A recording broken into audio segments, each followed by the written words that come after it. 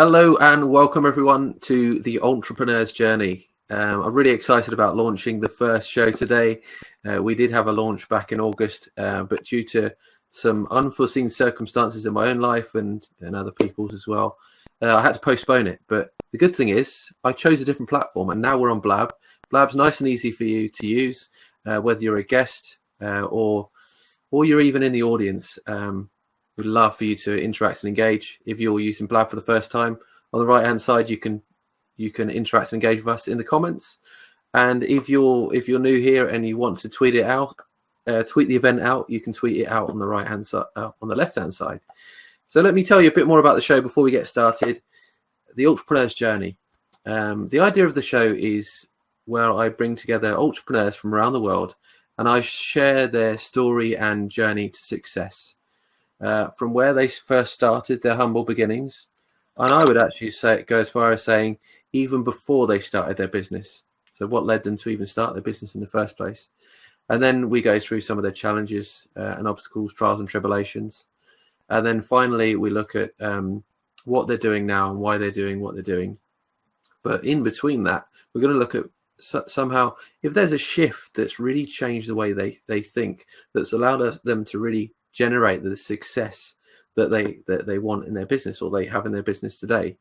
So if you do have any questions or comments throughout the show, please be sure to use the hashtag The Entrepreneur's Journey, whether that's on Twitter, whether it's on Facebook, whether it's on Google+, and we'd love to hear from you.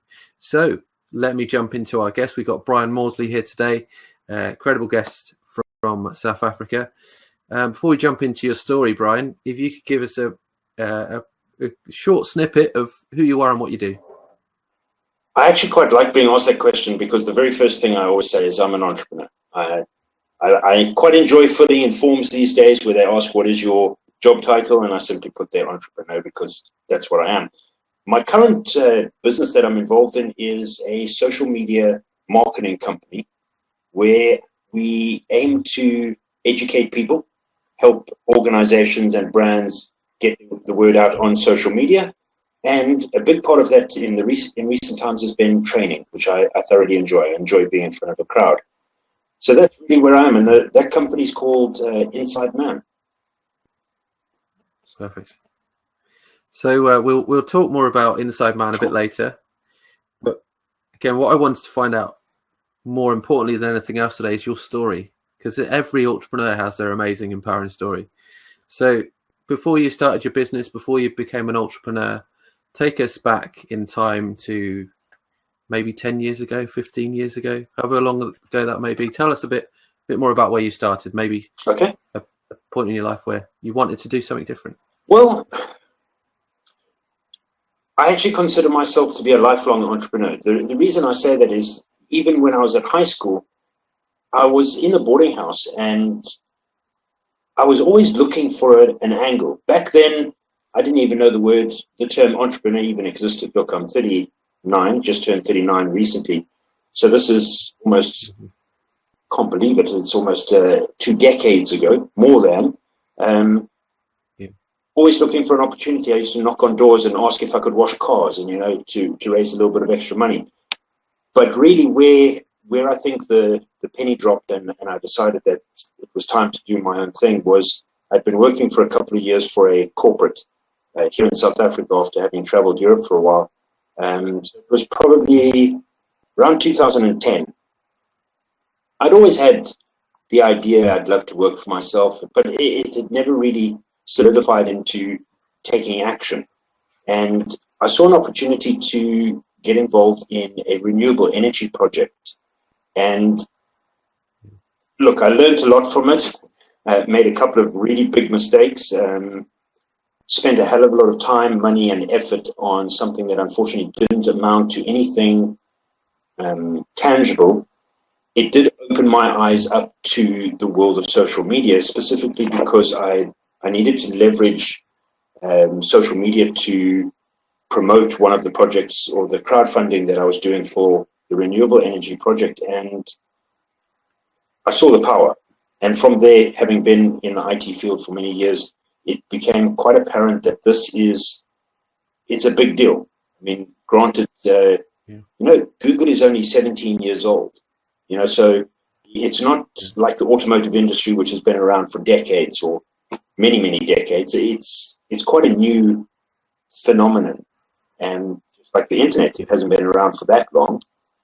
So it's been around for a long enough time. But I would say that when leaving my job to try and chase the renewable energy company, and that was really the turning point of really wanting to push being an entrepreneur.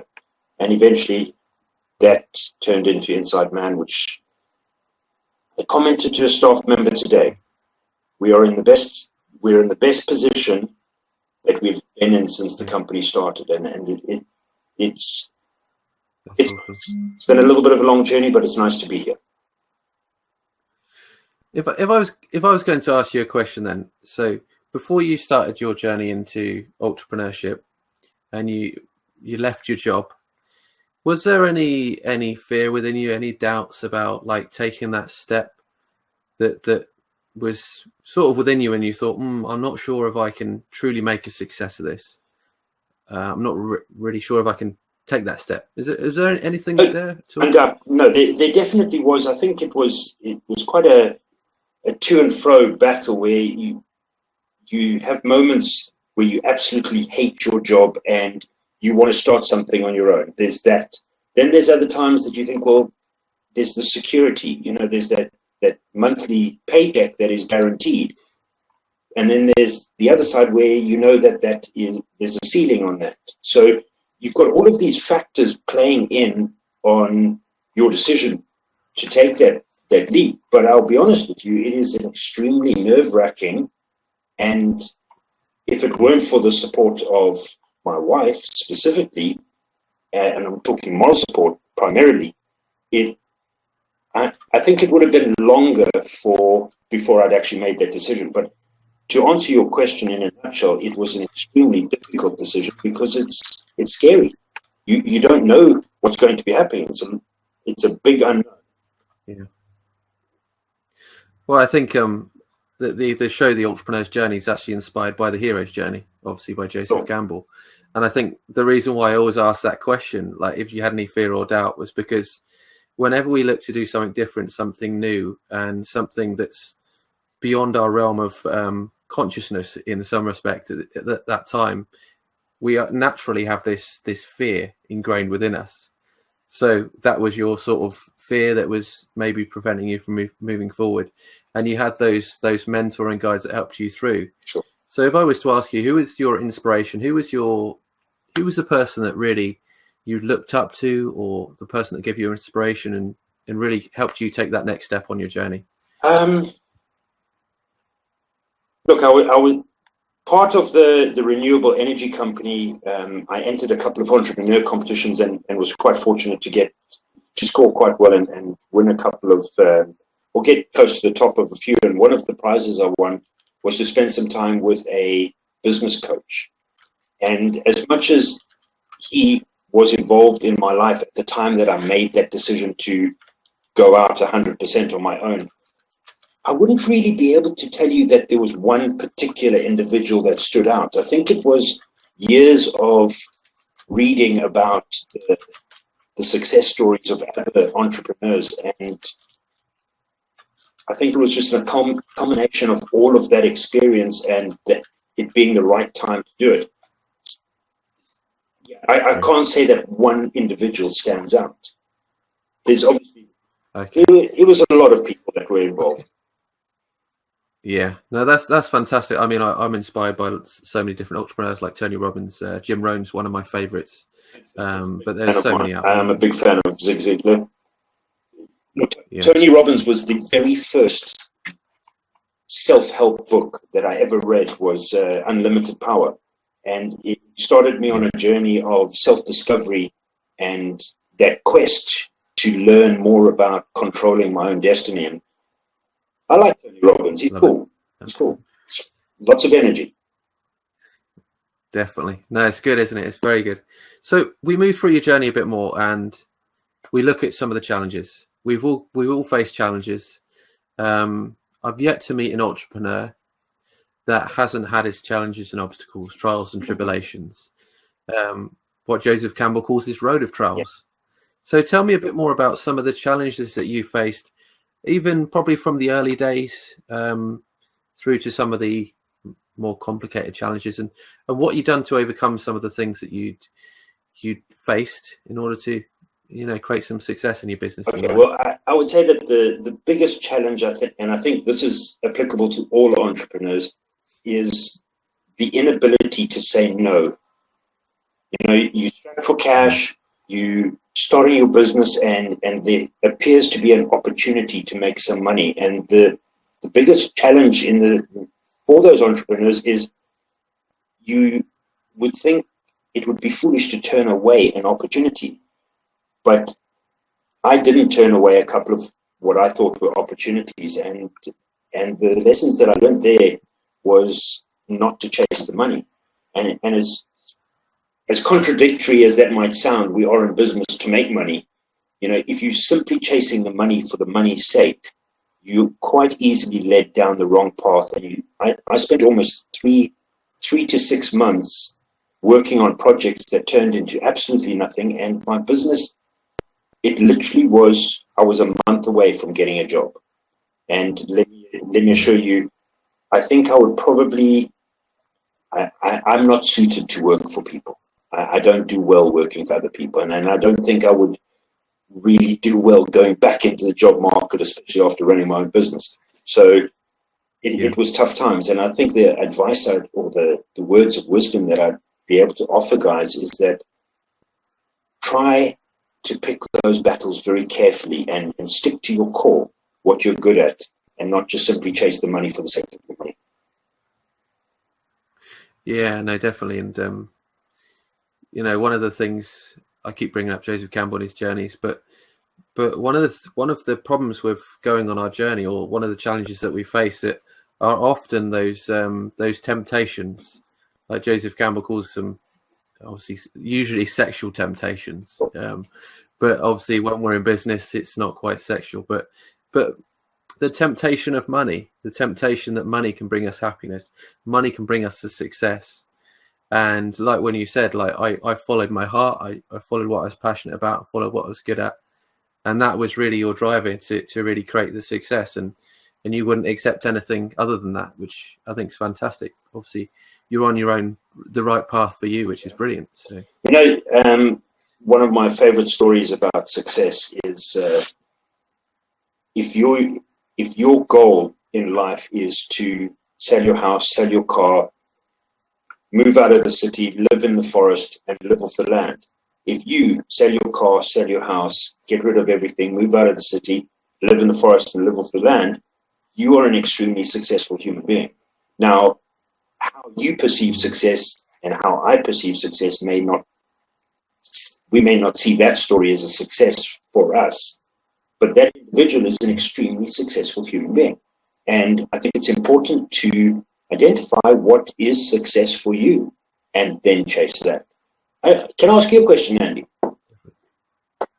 Go for it. You mentioned that you're following what you love, and it's almost cliched, that saying, follow your passion and the money will come. Would you say that is still applicable in today's world? Do you think that is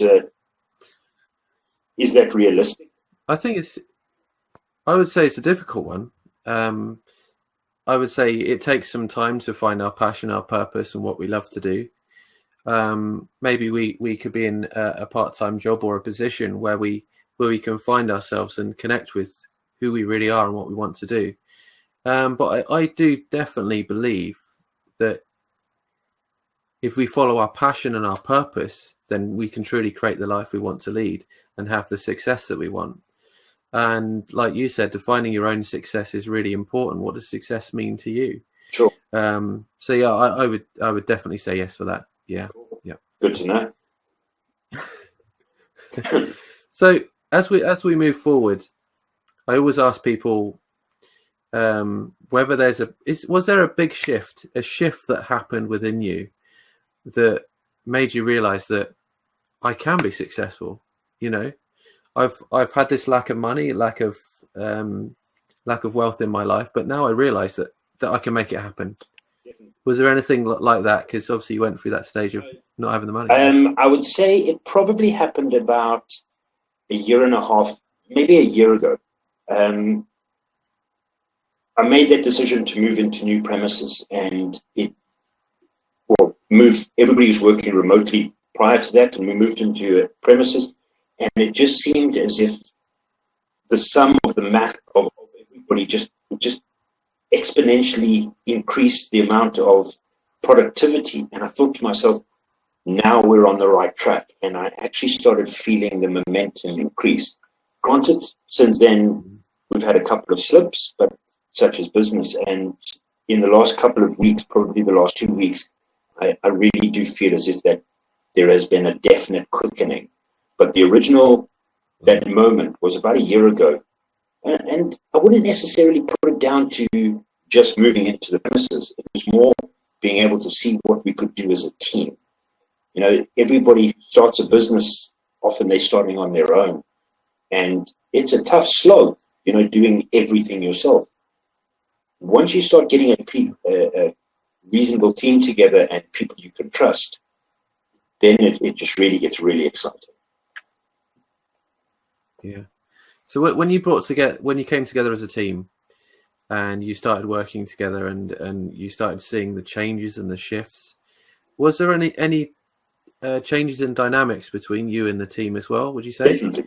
Like when you went into the new office? No, without a doubt. What would you say those? I would say that. Sorry. I would say that the biggest shift was the communication element, because with working remotely, with all the fantastic tools that exist and all of the collaboration tools that are available, you know, people still have to use them. People still have to log in. They still have to be aware. Whereas, and it also then depends on the maturity of the people that are in the team.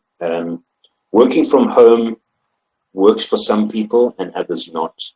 And even though we have a digital business and we could effectively all work from home, I just feel that when we were all together, we were able to communicate and move so much faster, because it's, instead of sending a Skype message and maybe the person's not in front of Skype for the moment, then it's a half an hour delay. Now I can just speak across the room. Yeah. Sorry, 1 second. Thank you. Yeah, so that shift was the communication element. No, I love it. It's all about that synergy and working together, and fantastic. So now we move through your journey. You started to create the success. You got that leverage from your team, and you're really starting to enjoy what you're doing and feeling a bit more comfortable in your business. Though we're never really comfortable in business, are we? We're always looking to drive, do more, and have more fun in our lives. But as we look at your business now, Inside Man, let me ask you why you do what you do and what that encompasses as a business person. Okay. One of my biggest motivators is knowledge. I love to, I wouldn't say I hoard knowledge, because I love to teach and spread that knowledge. My wife is a teacher, and she said I actually missed my calling in life as a potential educator. So that ties in very nicely into my business, because even though I'm not necessarily educating on a particular subject, I would be helping organizations educate their community and their followers on what it is they do. And I'm quite I've become picky in which clients I will take on board, because I want to believe in their product and then educate the world that this is a great product that I stand behind. And that whole education element is something that I feel strongly about. In fact, I was asked 2 days ago, what is the end goal? What is the lifelong ambition? And my wife and I are dedicated to eventually reaching a point where we are able to set up a foundation and provide education for free. And I think that if we can aspire to a goal like that through my business, I think it's a great vehicle to get there with. Yeah, no, I love it. Well, that's definitely an inspiring story. I think it's nice to hear that you do a lot of research into the company before you really get the message out, because it's all about being congruent in who you are, what you do, and really, making sure that everything's in line, in terms of your purpose. Because I'll let me think about if I was a social media expert, with Facebook and stuff like that. And I've trained people in Google Plus quite a lot in the past.